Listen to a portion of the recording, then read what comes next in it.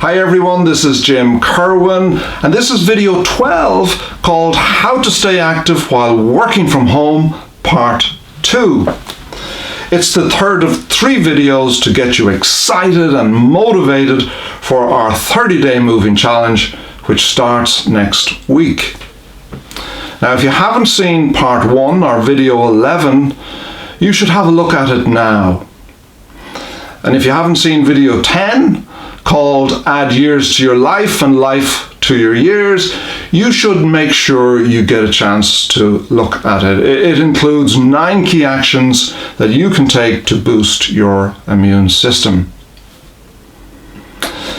The primary focus of the 30-day moving challenge is physical activity, though you can also build a secondary objective such as nutrition, weight, or even smoking into your challenge, but only if you want to. One question we've been asked a lot of over the past few months is, how do you stay active while working from home? And in doing so, produce results which will improve your health and your work performance. In today's video, we provide 6 key actions for success, as well as the results that you can expect if you implement these actions. So let's get started with the 6 key actions for success. So number 1, you've heard the term fail to plan, plan to fail. So making a plan is a simple concept, but it's a lot easier said than done. The truth is, if you don't have a plan, you're much more likely to fail. That's why you need to create a plan with a built-in project or challenge which motivates you to get started, to execute, and then to finish. Do this and you're much more likely to succeed. Your plan gives you the structure, the time frame, the organization that most of us need to achieve results. So let's consider an example. Let's assume that you're going to do the 30-day moving challenge to increase your physical activity, both moving and walking steps. So to accommodate people at different stages of their activity journey, there are 3 challenge options. Level 1 is for people starting out.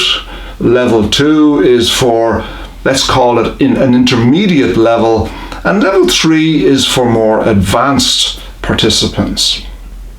So the second action is SMART goals. Your plan should have a clear vision of the results you want to achieve in the short, medium, and long term. Now, SMART is an acronym for specific, measurable, accountable, realistic, and timed goals. And these are the ingredients of successful goal setting. So, for example, your goals in the challenge should build up during the 30 days, leading gradually and progressively to the results you set out to achieve at the end of the challenge. And there's a table in the article which sets out an illustration for this for each of the 3 levels. So number 3 is to execute your plan. Now, it sounds ridiculously obvious, but when it comes to exercise, showing up or not showing up is half the battle, and a big reason people fail. But that's not an issue with moving while working from home, because you're already sitting at your desk. So take advantage of the opportunities you have to execute your plan. So for example, to keep this simple, this example will focus on moving only. So take at least 3 timeouts while working at home to make up for your morning and evening commutes and the lunch break you normally have working in an office. So in the morning, take a short walk before you start working for 5 or 10 minutes. At lunchtime, go for a slightly longer walk for 15, maybe 20 minutes. And in the evening, another short walk after work for say 5 or 10 minutes. Now let's assume you exercise on certain days before work. So on those days, you don't have to do both the exercise and the moving. So number 4, you're accountable. This is one of the 5 ingredients of SMART, but because it's so important, we're going to deal with it separately. Ultimately, you're accountable for your actions. But you can make life easier by getting a friend, someone in your family, a team member to join you.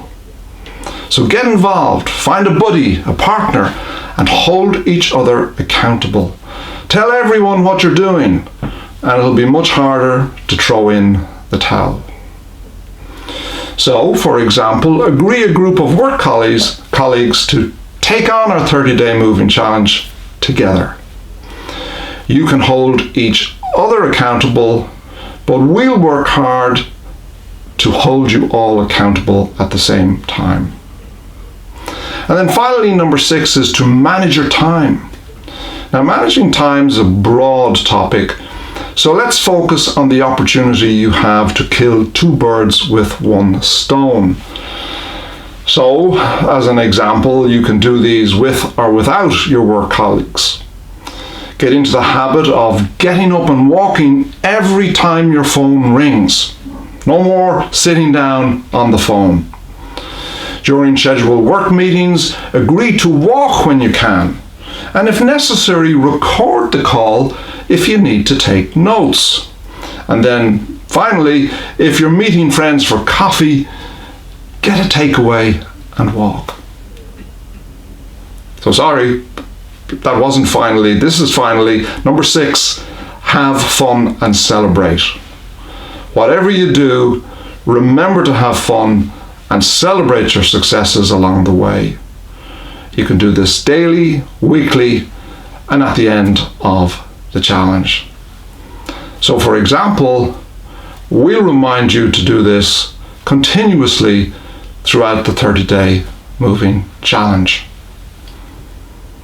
So what results can you expect? Well, your new routine of planned physical activity while working at home will significantly improve both your physical and mental health, as well as your performance, both at work and in pretty much everything else you do. By improving your health and performance, your organization will increase its performance. This is a double win for you and a big win for your organization. So as a participant in the pilot study, you're automatically signed up for the 30-day moving challenge. Look out for our podcast and Q&A with Pat and I, and the challenge details coming your way next week. If you've any questions about the 30-day moving challenge in particular, let us know as we plan to discuss your questions in our next podcast. To contact us, all you have to do, click on the link below, complete the form, send it to us, and we'll respond to you as soon as possible. Thank you.